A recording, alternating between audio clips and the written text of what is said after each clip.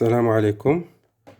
Dans cette séance, on va traiter l'exercice 5. C'est un exercice d'examen, session normale de 2018. On va étudier la réponse d'un des pôles RL à un échelon de tension, bien sûr, montant. Donc, la figure 1 montre que ce circuit est constitué par un générateur de tension constante E et d'un conducteur ohmique de résistance variable et bien sûr un bobine de résistance interne petit r et d'inductance L. À l'instant t est égal à 0, on ferme l'interrupteur K et on enregistre avec un système bien sûr convenable la variation de courant en fonction de temps pour deux valeurs de R. La valeur de R est égale pour la courbe R1, nous avons utilisé R est égal à R1 et pour la courbe C2 pour R est égal à R1. Donc, question A1, établir l'équation différentielle vérifiée par le courant I. C'est très classique. Donc, on va appliquer la loi d'additivité de tension. ER plus, bien sûr, EL est égal à E, est égal à E. R fois E, etc. On trouve que I plus L sur R plus petit r, dérivé du I par rapport au temps, est égal à E sur R plus R. Et voilà, c'est l'équation différentielle vérifiée par le courant pendant l'établissement de courant. Pour la deuxième question, la solution de cette équation différentielle s'écrit sous forme T est égal à exponentiellement alpha t plus b, avec a, b et alpha sont des constantes. Exprimer T en fonction de t et des paramètres du circuit. Donc, c'est très facile. Donc, nous avons vu ça au cours. Donc, tout d'abord, il faut dériver, bien sûr, IT est égal à exponentiellement alpha t plus b est une solution. Donc, tout d'abord, il faut dériver le IT par rapport, ou bien IT par rapport au temps. On trouve que moins alpha fois a exponentiellement alpha t. On remplace dans l'équation différentielle. On trouve, bien sûr, et on utilise les conditions initiales. On trouve que alpha est égal R plus petit r sur L et B est égal E sur grand R plus L. Et les conditions initiales dont la valeur de, ou bien la constante A est égale moins B est égal moins E sur grand R plus petit r. Donc finalement, it est égal, peut s'écrire sous forme, bien sûr, de it est égal E sur R plus grand R plus petit r, facteur de 1 exponentielle moins R plus R sur L fois T, bien sûr.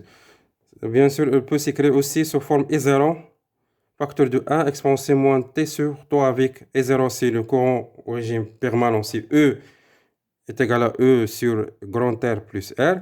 Et temps, bien sûr, c'est la constante du temps, c'est L sur grand R plus petit R. Donc, pour la troisième question, c'est important. 1, 3. Les courbes C1, bien sûr, et C2 de la figure 2 représentent l'évolution de ET respectivement pour R est égal à R1 et R est égal le double de R2. La droite T étant la tangente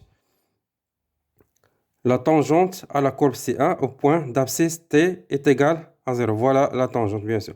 Trouvez R1 et petit r, grand R1 et petit r, et montre que, bien sûr, L est égal à 0,6 Henry. Donc, c'est très facile. Donc, on va utiliser la relation du IT.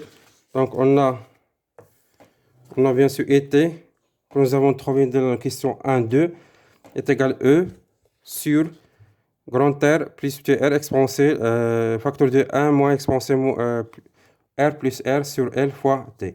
Donc, on utilise la formule de courant au régime permanent.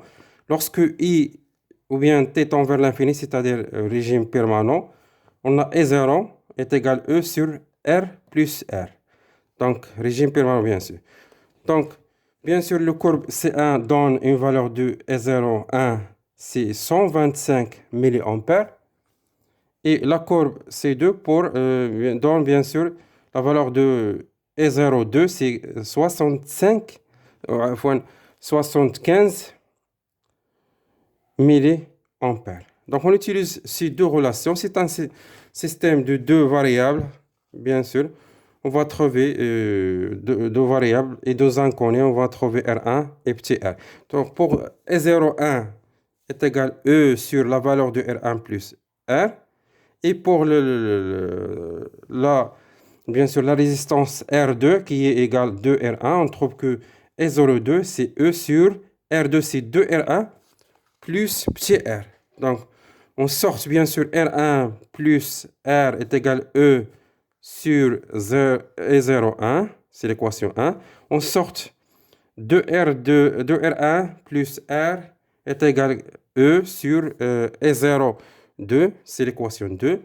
Donc, si on fait par exemple l'équation 2 moins l'équation 1 dans R1, parce que 2R1 moins R, c'est R1, R moins R, c'est 0. Donc, R1 est égal E, facteur de 1 sur E02 moins 1 sur E01. Donc, application numérique R1 est égal à 1,5. Donc, facteur de 1 sur E02 à partir de la courbe, c'est 75 milliampères. Et puis multiplié par 10 moins 3, moins 1 sur E02 et 0,1, c'est 125 milliampères. Il faut multiplier par 10 moins 3 pour transformer en ampères. Donc, on trouve que R1 est égal, bien sûr, 8 ohms. Donc, pour sortir la valeur de R, on peut utiliser équation 1 ou bien équation 2. À partir de, par exemple, de l'équation 1, donc R est égal E sur E01 moins grand R1. Donc, application numérique, c'est 1,5 sur 125 10 moins 3 moins 8. Petit r est égal 4 ohms. Voilà la question, bien sûr, en 3.1. Donc, 3.2, montrer que la valeur de L est égale à 0,6 Henry. Donc, on utilise la relation entre la constante de temps et L et R et R1. Donc, on trouve que L est égal taux, facteur de R1 plus R. On utilise bien sûr R1 parce que nous avons bien sûr la tangente à la courbe C1. Donc on a taux. Donc, c'est le temps, on trouve taux facilement, c'est 50 millisecondes. Il faut multiplier par 10 moins 3. Facteur de R1. R1, c'est bien sûr c'est 8. Nous avons trouvé 8 ohms, 8 ohms. Plus, bien sûr, petit r, c'est 4 ohms. Donc, on trouve que 50 fois 12 fois 10 moins 3. Donc, bien sûr, la valeur de R dans 0,6 Henry. Donc, et voilà la fin, bien sûr, de cet exercice. C'est un exercice très simple. C'est un exercice d'examen, bien sûr. Et voilà la fin de cet exercice.